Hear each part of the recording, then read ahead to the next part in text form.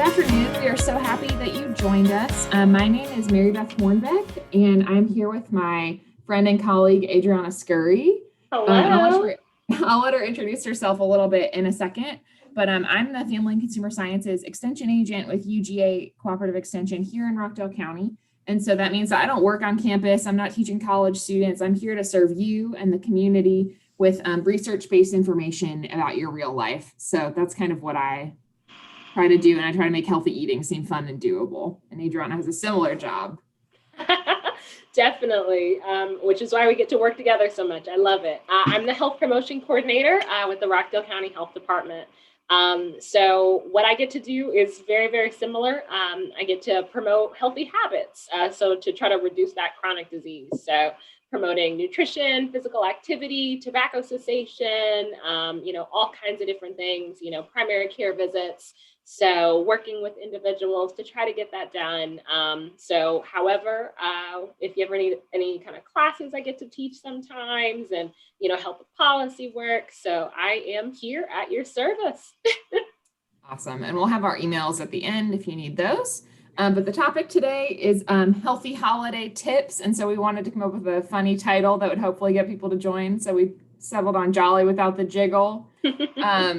So the kind of real reason is that we all want to enjoy the holidays without guilt or losing out on festivities and flavor. So we are not here to tell you to not eat Christmas cookies, to not have hot chocolate or anything like that. We're just trying to keep everything in balance so you can indulge in a way that isn't going to get you off track long term.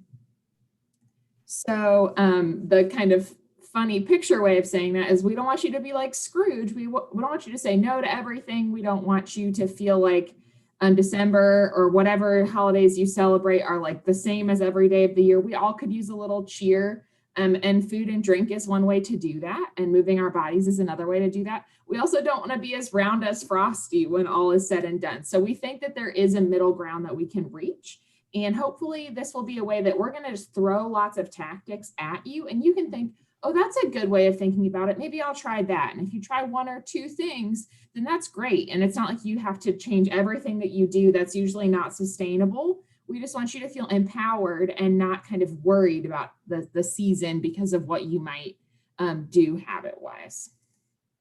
So a lot of people, I think the news sometimes shows that has this like headline or something that will say that Americans will gain 7 to 10 pounds between Thanksgiving and New Year's Day.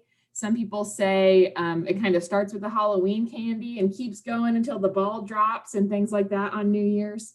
But what the most recent studies have found that holiday weight gain is typically around 1 pound on average. Some people gain more, some people gain less. But the problem is that 1 pound doesn't come off despite all those New Year's resolutions that people have and the gym memberships that they buy and things like that. It's that year after year, people gain that 1 pound or 1.5 pounds, and then in 5 years, that's a more significant amount of weight. So we just want to give you the tools to think about how to organize your plate and your days to serve you better. So a lot of people think it's like the Thanksgiving meal and the Christmas feast or whatever you have if you celebrate Hanukkah or Kwanzaa or other holidays, or you don't really celebrate particular holidays. It's not those one-day meals. Your stomach just isn't big enough to cause that amount of change in your body from one meal or even one day. It's the sustained celebrating. So what we're doing on December 2nd or what we're putting in our coffee on December 3rd or whatever it might be. So it's the tiny tastes. And so this is a really interesting thing. So each of these on their own are okay. And they're all very reasonable to think about. That maybe you had a Christmas cookie, you were packing some up and one broke. So you ate half of that cookie. Or maybe someone brought some kind of candy like peanut brittle to work and you just had a little bit on your break. Or maybe there was a sample at Kroger or BJ's or Costco or something like that.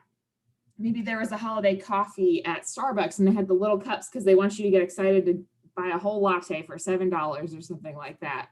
Maybe you decided I really do want to have some eggnog, or I was putting away the sweet potato souffle and it's not enough to put in this container. That's stupid. I'm just going to eat the rest. Or maybe you had a few chips. You didn't have like a whole plate, but you had a few chips and dip at the holiday party. Or maybe you were serving ice cream and you just had a little bit on the way. So none of those things are bad. None of those things are unpermissible. It's just kind of and they're things that aren't going to make you full. So if all of those things happened and you did all of those things in one day and you did all of those things for multiple days, that's actually enough to gain a pound a week.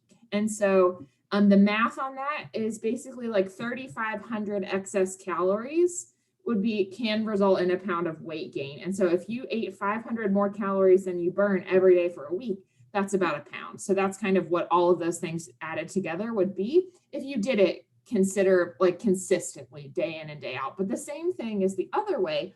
If you cut out that similar amount, you could lose. So the math is basically around 3,500 calories in 1 pound.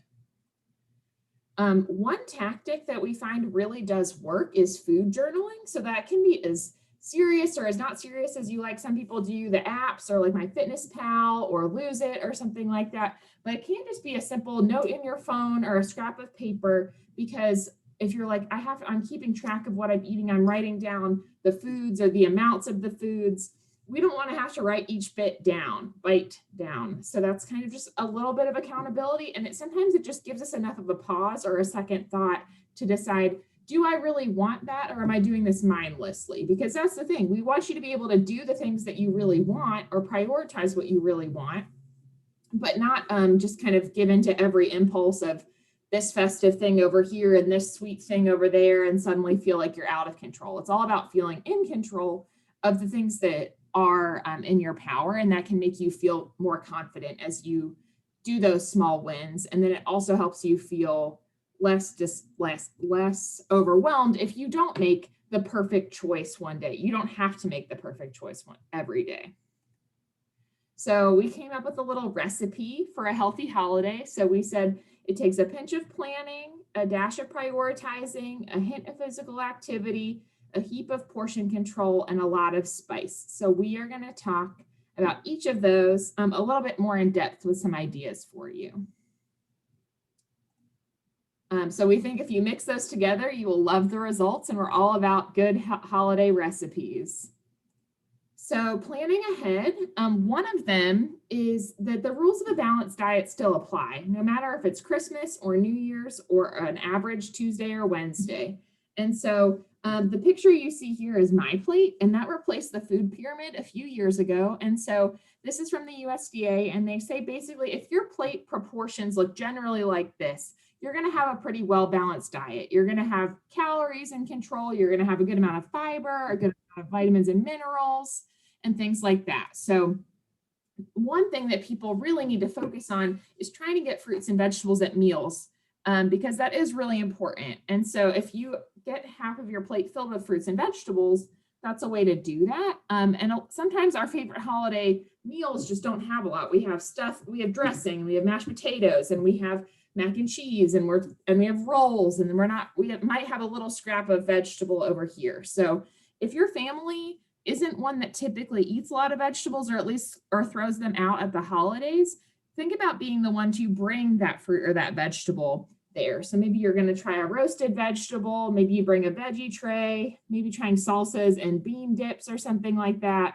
or lightening up some favorites. But we don't want you to feel like you have to do that to everything. You don't have to modify every recipe, but thinking about not necessarily getting rid of family favorites because no one will be happy with you, but adding something a little bit more healthful just to put a little bit more fruit and vegetable on the plate. So some pictures that I thought were kind of fun were you could have applesauce, it could be homemade.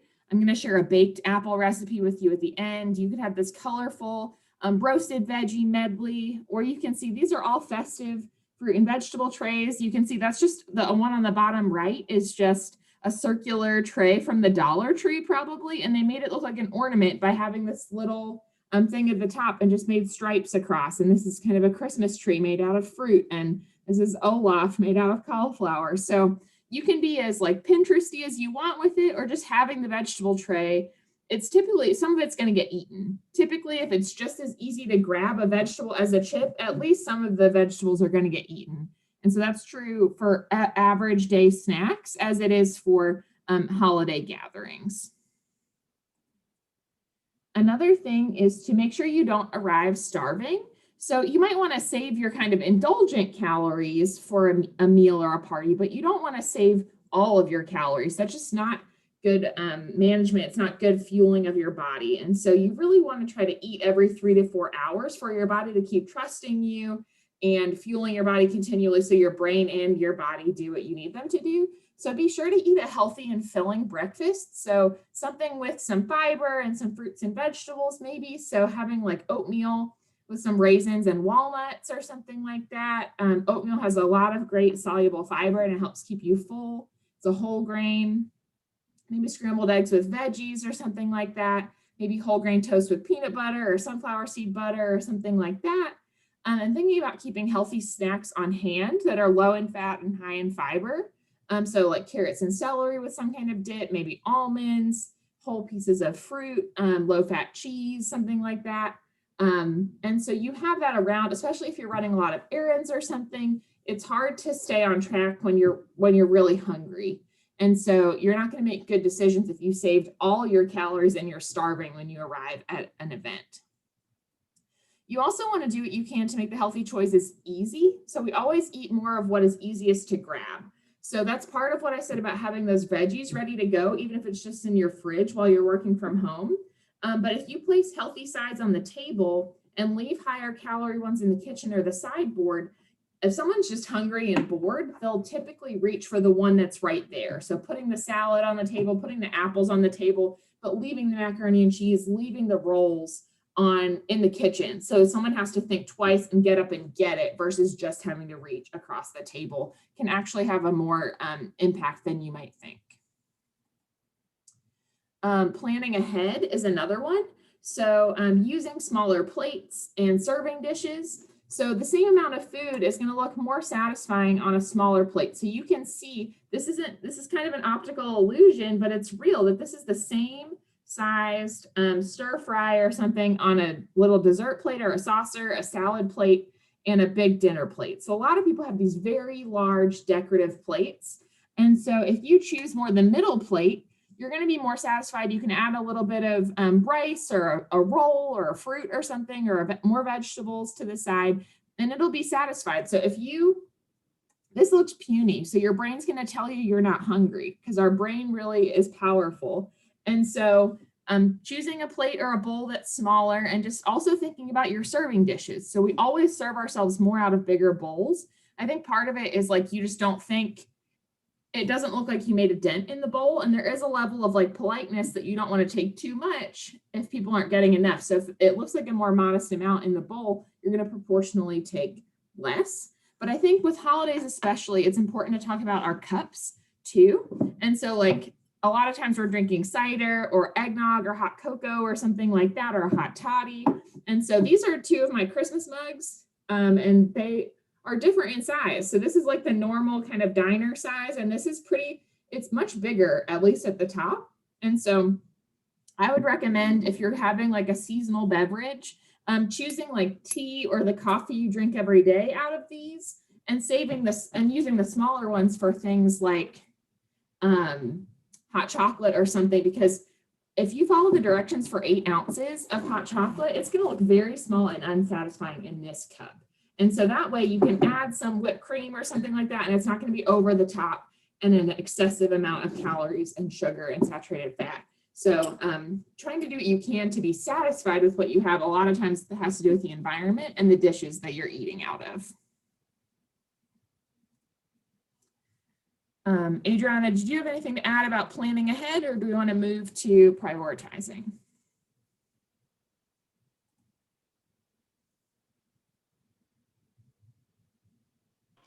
Yeah, I do actually. I think you might be frozen, Mary Beth.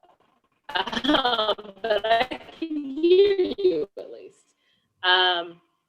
It is super important, though. I think that when it comes to having those big plates, those big mugs, it's something that it might seem, kind of hard to do, kind of hard to break, a hard habit to kind of change, or something that might be, a little bit more, traditional. However, it's always something different.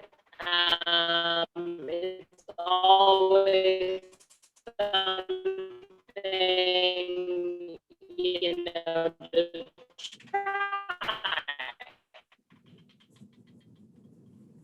You know, your family doesn't like that, maybe try serving out of smaller bowls. You know, it's always about, you know, doing what works best for you, works best for your family. Definitely.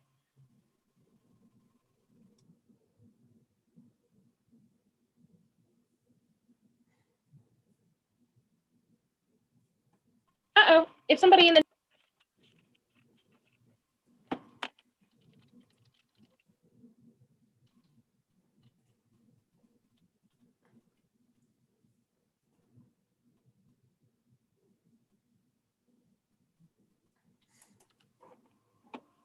Okay. I can hear you better now. It just kind of went in and out.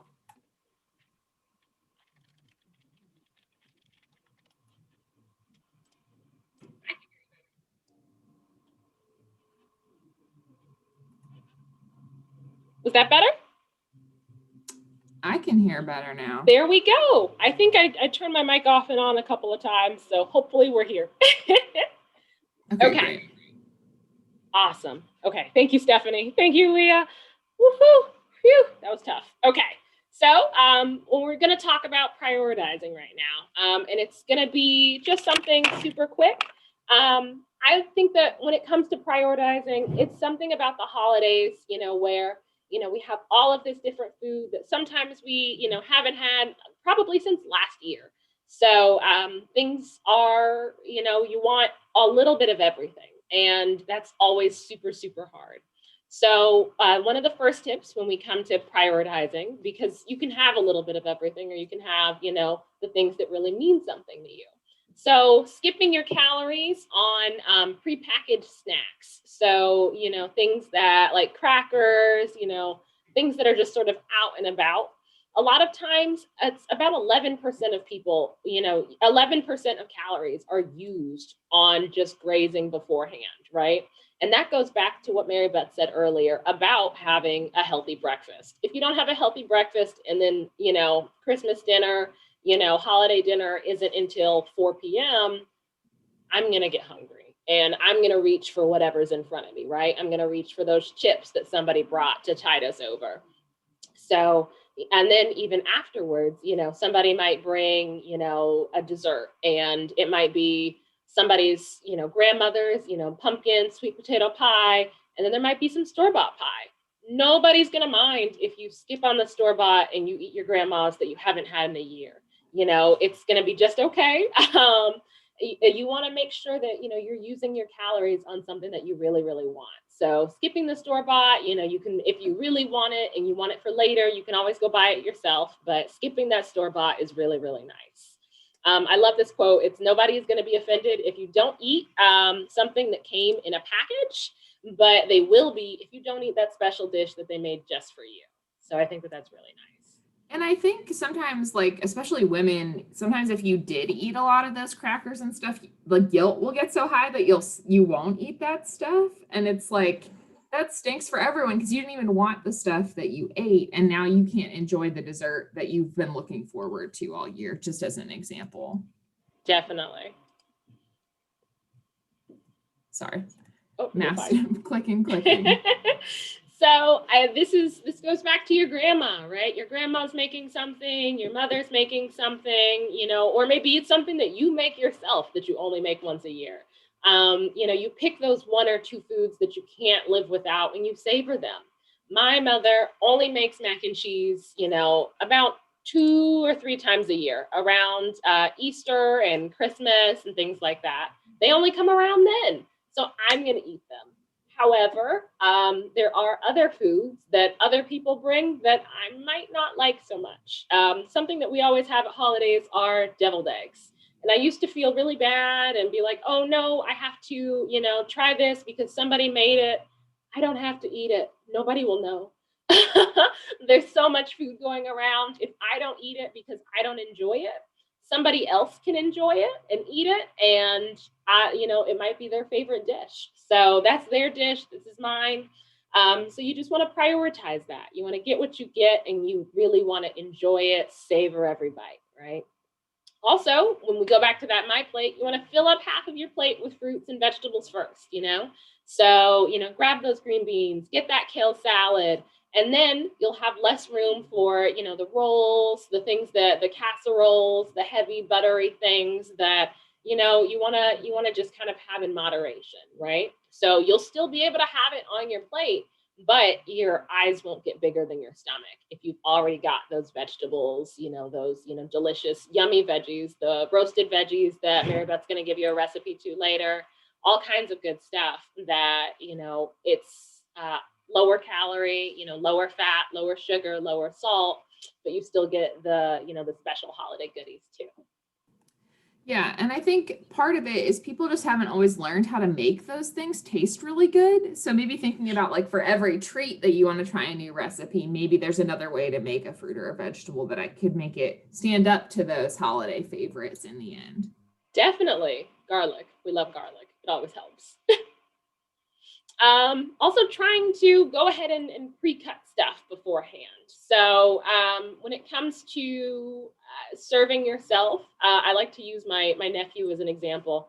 He's a teenage boy. So if he cuts a piece for himself, it's gonna look this big, right? And so sometimes even when we cut pieces for ourselves, it looks pretty big. But we want to go ahead and before we really get like ready for that pie, if it's something that we make, we bring, go ahead and cut that cake, go ahead and cut that pie into serving sizes. So that way we remain in check. Even if you take, 2 pieces, you're still only having 2 servings instead of that big chunk you might have taken yourself. And then trying to only eat 1 or 2 desserts instead of a little bit of everything.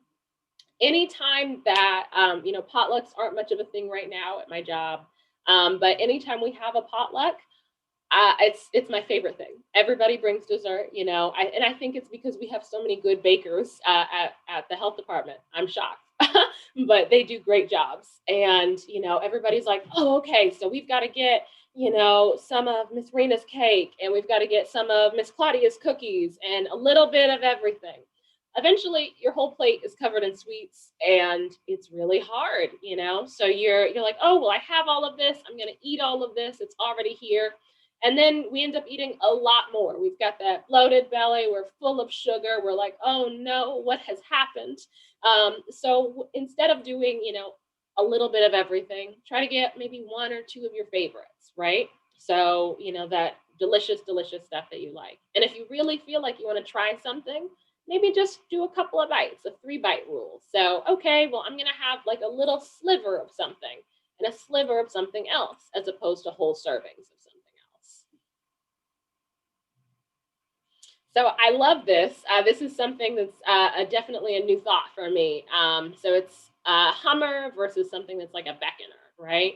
So a Hummer is something that, when you close your eyes and you think of Christmas and your mouth starts to water, it's something like that, right? You crave it. You can't see it. You can't smell it. Nobody's telling you like, oh, come get a piece of this. It's very, something that you're like, yes, this is what I want. And it's what you want. So go for it. Get it. For me, that's my mom's mac and cheese. I'm going to go for it. That's just what I want. However, some of the beckoners are things that you don't want. You don't think about it, when it's not Christmas. And, when it's there, you're like, oh, well, I guess I kind of want that, and you kind of pick up on it. Something that I usually feel, when it comes to something like that is it's something, I feel that way about, this is going to be a hot take. I feel that way about pecan pie. It's not something I really like that much. I don't really want it, but somebody made it and I'm like, well, I'm here, it's something you don't have that often. I guess I'll have it. No. If it's not something you want, don't waste your calories on it. Keep it out of sight, or if you see it and you're like, oh, I know I can't resist this thing, just turn away. have a delightful Yeah, conversation I with feel that way somebody. about packaged candy too. It's one of those things that like until it's in your mouth, you could take it or leave it. But once you start Yes. eating it, it's like the floodgates are opened. And the thing I about Hummers too, it's one of those things if you try to eat something else because you like don't want to let yourself have it, you sometimes eat like 2 or 3 times the amount of calories you would have eaten if you just sat down, enjoyed it, savored it, and moved on with your day. Definitely, you're trying to replace something that you can't replace. But I love that about candy because I'm not a candy girl, but if I have it, if it's in front of me, I'll eat it. So exactly, I love it. So skip out on the stuff that's right in front of us and move on and find something different. Okay, so when we talk about physical activity is amazing for your mental and your physical health. Stress of the holidays, especially the holidays this year, where you're like, oh no, I don't know if we'll be able to see anybody. I'm not sure, how to do this socially distanced Zoom party I have to go to. Like that just it adds a whole other layer. It's a lot. So all of that stress, exercise is great.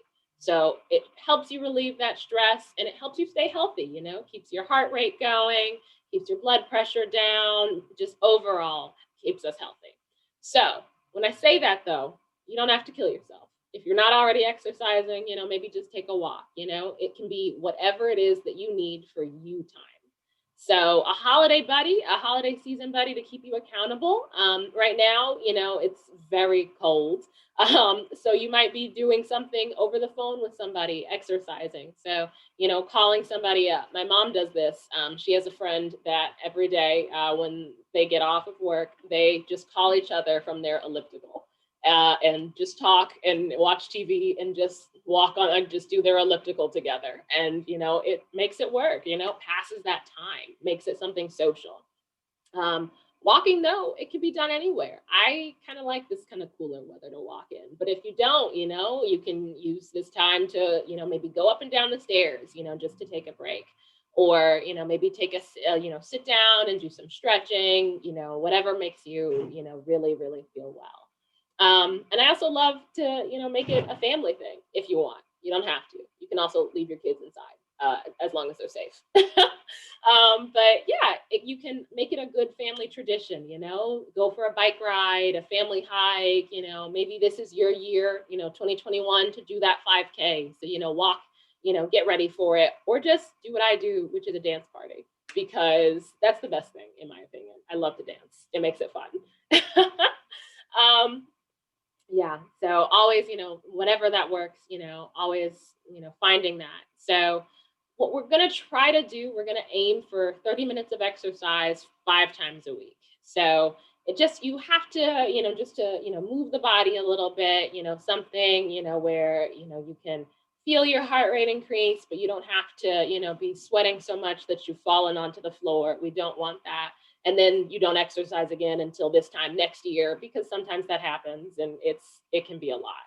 So we want to keep this as easy breezy as possible, because a lot of exercise really helps us maintain weight. It's almost impossible to maintain weight if you have become a hibernating individual, which is easy to do in this freezing cold weather. I'm just like, it's too cold. Yesterday I like turned on the heat, so I was like, maybe this will help, and then I was sweating a little too much. But it was, it's hard. It's trying to find something. So in this time period, 30 minutes, you can schedule a walk with a friend. And, like we said, you can just grab your phone, go on that walk, do a FaceTime walk, stretch, enjoy, put your to-do list, put it on your to-do list. So if you pencil in that time for you, 10 minutes here, 10 minutes here, 10 minutes here, it'll be a lot easier. You want to make sure you have that time for yourself, that appointment for yourself, because I know if things aren't on my calendar, I don't do it, especially when it comes to, things that I'm doing while I'm at work. So at work, I have it on my to-do list to take a walk. And I also have a little timer on my phone, like, oh, you need to get up, you need to exercise. And so that's the same thing that I try to keep at my home life as well.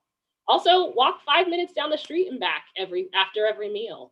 It's nice to just get outside and, not let the overarching, that feeling of, my family calls it the itis, you just feel, whew, you know, you don't want that, you know, where you fall asleep after you eat, you know, just get up for a few minutes, take a quick walk, come back, then maybe take your nap. You know, there's nothing wrong with that. So it's cold, y'all. I've lived in Georgia for so long. I don't remember it being this cold this early ever. I'm chilly. Mary Beth is you know a beautiful, wonderful person from the north, so she probably isn't as cold as I am, but I'm cold. So you know, you want to make sure that you know we are still moving when it's freezing cold outside, but we're also moving safely, right?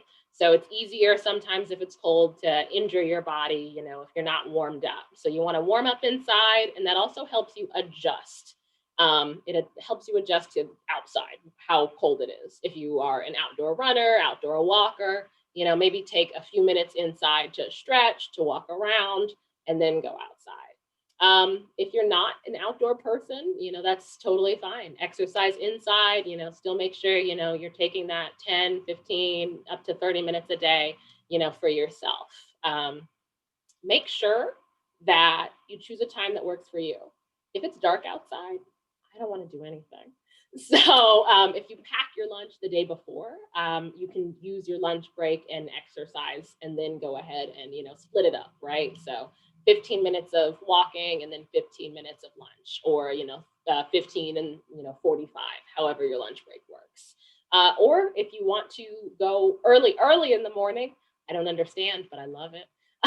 You can put your clothes out the night before. That way, you know, and make sure your clothes are nice, they're warm, and they're reflective in case it's, you know, dark outside.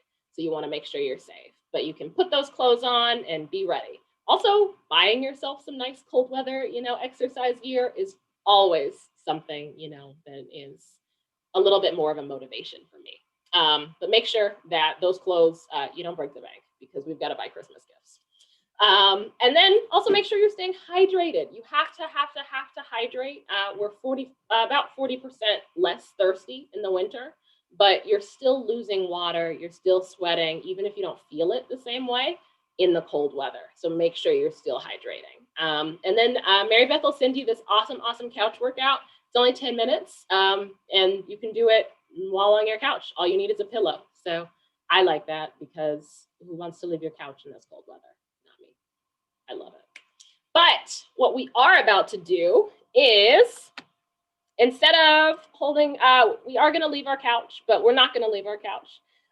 This is going to be we're going to call it our Hallmark commercial break. So a commercial's about 2 minutes. So what we're going to do right now is we're going to do a quick exercise, and be ready, guys. You know, things are, all right, we're going to pull this up.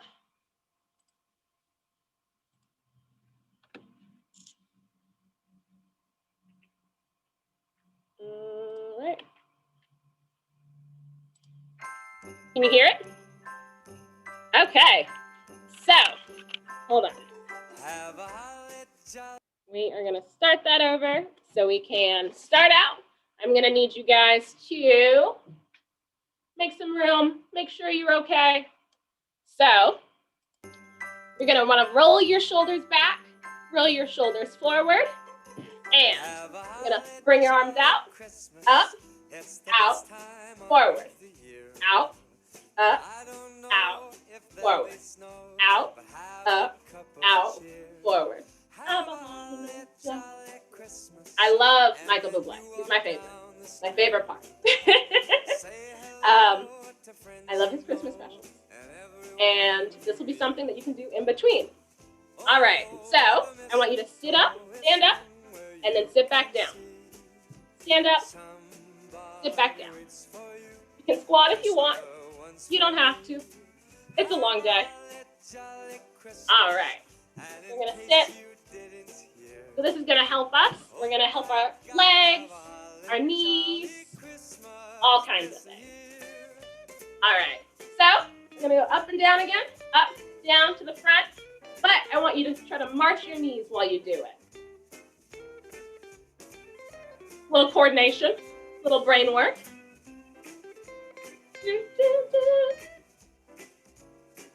So I love all of the Hallmark movies, even though they are exactly the same. All right, so here's the tough part. I want you to lift up your knees and bring them into your chest. If you can't lift them all the way to your chest, you just lift one up at a time. Stand up, sit down, stand up, sit down. Oh, by golly, jolly Christmas. I can't sing, y'all, sorry. Oh, time for a dance party.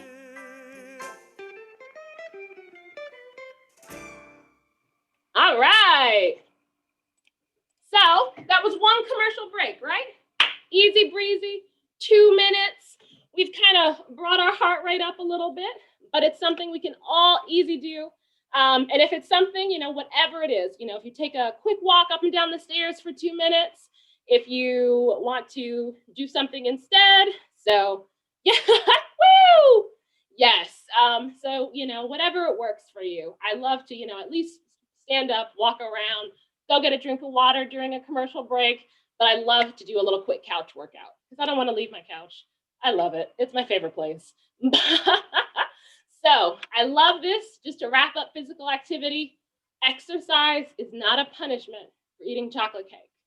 Exercise is not a punishment for eating pumpkin pie or macaroni and cheese or ham or stuffing. Enjoy yourself. Enjoy your food.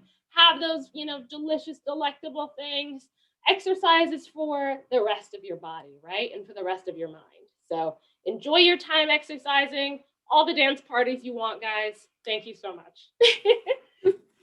That's amazing. And also part of like the decision is sometimes like holiday things are in the evening. So something that is smart if you're going to be off for a week is maybe like walking in the morning once the sun is up, or like getting it out of the way so that Definitely. you can't talk yourself out of it all day long. Yes. Or get caught up in something else. I love it. My mom and I normally, not this year, but Thanksgiving, Christmas, we do like about a 10-15 minute exercise video every morning before, we have to start getting all the cooking stuff ready. So right before we take our showers, that way it's done. We don't have to think about it. My brother laughs at us, but then we feel great. That can't be underestimated, is the feeling great. This is one of my favorite things, is spicing up your recipes and trying new lightened up versions of holiday favorites. But like we kind of said, I'm not here to tell you that you have to change every single thing that your aunt or your grandmother or your mother taught you. We're not trying to make anybody mad. We're just trying to cut out things because, like we said, the tiny tastes add up, but so does like small changes in the recipes that we make. And sometimes that modification can stick. And so I have some recipes for you to try, but just some tactics. And I'm going to send you a link to like a modifying recipes like whole handout with tips. And so a lot of times it's about reducing fat, sugar, or salt, and increasing fiber, vitamins, and minerals. And sometimes all you have to do is add a fruit or a vegetable to do all of those adding. So it's not always cutting out. Sometimes it's adding something healthful, which can be really helpful for people to think about, because they think of like being healthy is all about deprivation and reducing what I'm eating. And sometimes adding is better. So things like reducing fat or sugar by doing applesauce, or even, this sounds crazy, but there are gingerbread recipes out there that have prune puree or like prune baby food, and it just has like a moisture to it and a depth of flavor that actually makes it really tasty. And you can still reduce the oil or the butter that's in the recipe. Or mashed bananas. You don't want to replace both sugar and fat in the same recipe with that. It's all about small, like making a couple modifications, but not changing every single thing about a recipe, because that's never going to come out. So definitely. Adriana calls me about what to do because she tries to change all the things. All the things. Don't try to change all the things. Everything will come out flat. It will taste bad. It will fall apart. Don't try to change everything. Do your research. Send Mary Beth a lovely email. She's got all kinds of stuff with UGA Extension that's just boom, try this, try that. Yeah, don't be me here. Little changes. Yeah, so honestly, if you want to send me a recipe or a link to a recipe and say like, what would you do? I'd be happy to say these are the couple of things I would try with this specific recipe. So one thing is that we use a lot of cream, we use a lot of dairy at this time of year. And sometimes butter is it. Butter is what needs to be in that recipe to make it taste good. But a lot of times when we're adding cups and cups of cheese or dairy and it's like milk, you're not going to taste it that much. And so trying to use 2% milk cheese when you can, or skim milk whenever possible. But skim milk is thin. And so I want to show you my favorite ingredient in the world. This is evaporated skim milk. They have store brand too, but Kroger hasn't had it as frequently. But basically it has the creaminess of whole milk, but it's a non-fat milk. So if you're trying to make a white sauce or a chowder or something like that, or I made a quiche and I did a little bit of heavy cream and a lot of this. So sometimes you do both. You're replacing half of your dairy with something that's a little creamier with less fat. So that's truly a game-changing ingredient. One thing you could also do is just add twice as many veggies to things like stuffing. Or sometimes people get really caught up on following a recipe to a T and like, why not throw some spinach in? Why not throw some mushrooms in? Something like that. You can also reduce, if you're an eggnog drinker, which I am, you can reduce the amount of fat in eggnog by mixing it with low-fat milk or almond milk or whatever, and then adding some nutmeg to the top. So that spice kind of covers up the fact that you might have watered down the flavor by adding skim milk or something like that. Another thing that you could do if you're an eggnog drinker, I actually did it today, was use it as the creamer in your coffee, because that way you're only going to add this much in most cases versus having that whole cup. And if this is only filled up to here, I'm going to feel deprived by the amount of eggnog that I got. So just being smart about what you can do, adding like hot cocoa mix to your coffee so you don't need as much as if it was the only thing. Just trying to change things up a little bit, still get the flavor and the festivities without the whole price tag with the calories and the fat. And the same with like extracts, like using peppermint extract versus peppermint syrup is a lot different. You get the flavor without all of this sugar that's added. Think about cooking with low sodium broth. We talked about the evaporated milk or reduced fat soups if you're using those condensed soups. But I did want to show you, the brands don't matter, but this is reduced sodium, which has a definition. It has to have at least a third less salt than the normal chicken broth does. But this still has 570 milligrams per cup, which that doesn't mean anything to me, but I look at the percentage and it's 25% of my salt for the whole day in 1 cup of this. And that's the reduced fat.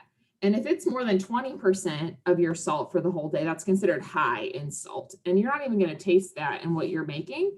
So they actually do have low sodium chicken broth. It's usually the organic brand for whatever reason. Those things get partnered together. It doesn't matter if it's organic or not, but this is truly low sodium versus reduced sodium. And this one only has 6% of my salt for the whole day in 1 cup. So you want to try to stock up on this, and they make chicken broth and veggie broth in the low salt version if you can, because it's just those things. A lot of us have high blood pressure, and it's just one of those things that if you're not going to miss it, it's a simple swap to make, and make not just at the holidays, but all year round. You can also replace half or more of the flour in your baked goods with whole wheat flour to up the fiber content. But you don't necessarily want to do 100% whole wheat if it's not a recipe that's made for that. It's going to be really dense. And if you have people who are not used to that, they're really not going to like it. But this is another one of my favorite ingredients. They used to have it at Kroger. I'm not sure they have it anymore. I got this at Sprouts. So it's one of those things that you might want to buy a couple bags and hold on to. But this is called whole wheat pastry flour. So it's a lower protein flour. It's finer, it's lighter. It might give something like a slightly yellow tinge, but it doesn't give it a brown tinge. So if you have a recipe like pancakes or muffins or coffee cake or something like that, you can use half whole wheat, half all-purpose flour, or do 100% substitution with this. But things like Christmas cookies, it's one of those things that you might try some of them with this whole wheat pastry flour, but that might be something that you don't want to mess with because it might not taste the same, but something where you might not miss it, like a roll or something like that. You can experiment with things like that. Or in a fruit crisp, which we're going to show you a recipe for later. Another thing you can do is consider a fruit-based dessert. And so a lot of times we're just not eating fruit like we would, like if you pack your lunch, it's easy to throw in an apple or a banana. We're not always doing that during the holidays. So thinking about how I can make fruit the base of my dessert versus just a little extra flavor. So doing pears with low-fat ice cream, or I have a baked apple recipe that I'm going to share, or a crisp. So any frozen fruit or apples or cranberries or pears. I like to do a cranberry pear version with like an oat and whole wheat and sugar and a little bit of butter based topping is really great. And then you just add a little bit of ice cream or a little bit of whipped topping or a little bit of whipped cream. And even if you still have like cookies, you probably had some fruit there too. So that's a great way that you can try to do that. And then thinking about healthier appetizers. So at least having both. So if you have your fried stuff or your fatty cheese or whatever, you still have these things to kind of supplement. So lean deli meats, shrimp cocktail, chicken kebabs, maybe a veggie tray or roasted veggie kebabs. Anything on a stick is more festive, whether you're a kid or an adult. So consider that. And then things like hummus or bean dip, at least to supplement or replace things like artichoke dip or things with tons of cream cheese. Like try to only pick one of those and then have some of these lighter things as well. So I do know what time it is, so I'll hurry up. But you want to think about what you're going to do before you get to a party. So it's kind of like, what's going to help me enjoy the taste, but also still like myself when I go home. I'm not saying everyone has self-loathing, but if you are one of those people, thinking about what is your game plan to execute? What is your game plan for prioritizing? So maybe I'm going to pick one fried food and really enjoy it. Maybe I'm going to have my dips with veggies instead of with bread because I really want the dip, but I'm trying to increase my vegetable intake. Maybe I skip the crackers with my hard cheeses because I'm there for the cheese anyway. But maybe like with the brie or something, I need a little something, but just skipping the crackers if you're not going to miss them. Or maybe I only dip every other vegetable. So I still want to have the dip, but I'll eat some because I do like the taste of sugar snap peas, or I do like the taste of carrots. They don't all need that extra flavor. I'm thinking about treating yourself to one drink. So what cocktail are you going to have? What wine are you going to have? What eggnog are you going to have or whatever, and then switching to a lower calorie option. So just having the full-fledged thing rather than trying to modify and be quasi-satisfied and have to drink 3 to be satisfied versus the 1 and then moving on, or at the very least drinking water in between every drink that you have. I'm thinking about using smaller plates or even a napkin, just like the satisfaction with the size of the plate. There's only so much you can put on this. So even if your hand or your napkin is overflowing, you're still going to eat less than you would if you had a plate. Thinking about hitting the buffet once and then finding somewhere else to socialize. It is all too easy to stand by all that tasty food and kind of chat and kind of eat for like an hour straight. So if you kind of just remove yourself from the situation, you're more in control. And thinking about bringing gum or mints with you so you can kind of signal to your brain, like, we're done eating for now. Like, I've had what I wanted to have. I have a palate cleanser. Some people just don't want to they don't want to ruin their breath or their teeth. And so that can be a really strong tool for them. And then just think about like an accountant, like your ins and outs have to match up decently to maintain your weight. So thinking about what kind of person are you?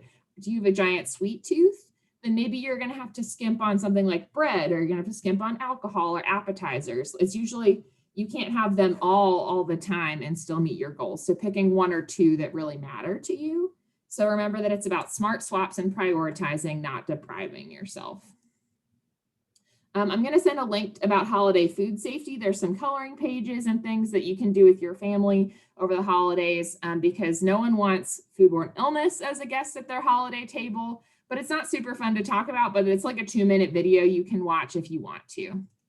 And so if you want more, we do have some weekly holiday tips that my colleagues have created with some really cool infographics. So I'll show you one of them in a second, and I'll send you this link as well. North Carolina State Extension has a really kind of polished holiday challenge that they do. So they have a newsletter and they have like a goal for the week. So like this week is all about whole grains and it's not too late to sign up. So they'll go all the way through New Year's Eve with that.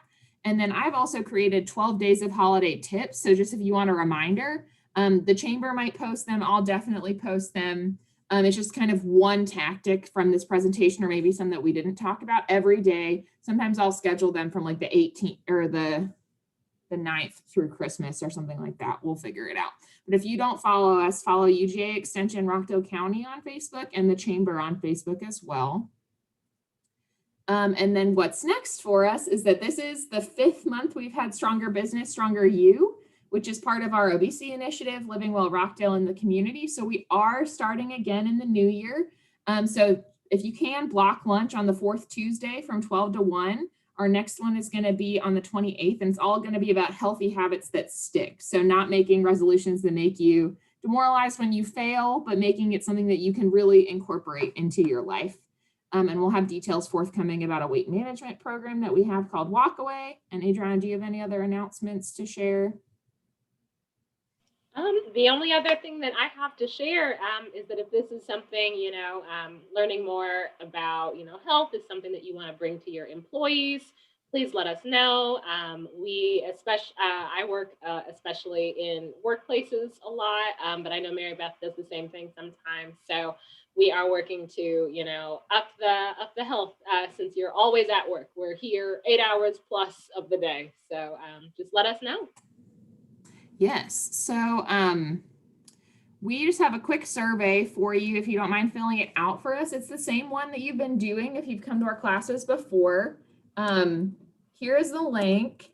And so you can put today's date, which is 12/2. And you can put healthy holidays or jolly without the jiggle, whatever you'd like. But that's in the chat. Our emails are here. And then I'm just going to click through while you're doing that, the resources we were discussing. So here's one of the newsletters. Can you see that, Adriana? Yes. Right. Okay. So here's one of the newsletters from that holiday challenge from North Carolina. So it talks about how to decline food pushers in your life, which is really important. Mindful eating. There's recipes. There's a challenge. This is where you sign up. So I'll send you that link. Here's the couch video, which looks great. So we'll send you that. I'm going to send you this 10 healthier holiday choice tips from the USDA.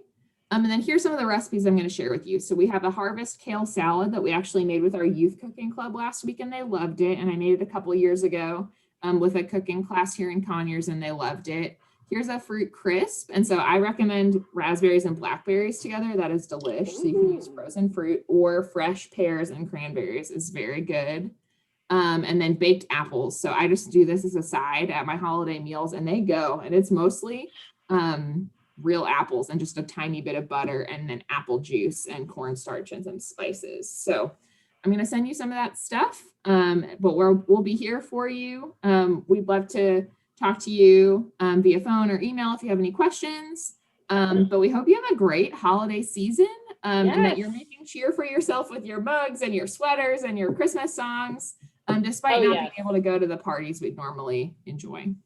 Right. Yes. And enjoying those parties, as safely as possible, having safe family gatherings. If you have any questions about, is my, family gathering safe this year? What's going on? Please feel free to reach out to me if you're, afraid for something for COVID, but, let me know. But we're excited, and let us know, whether via email or, phone, what you tried this year and, what worked and what you might want to throw out next year. So thank you guys so much for coming.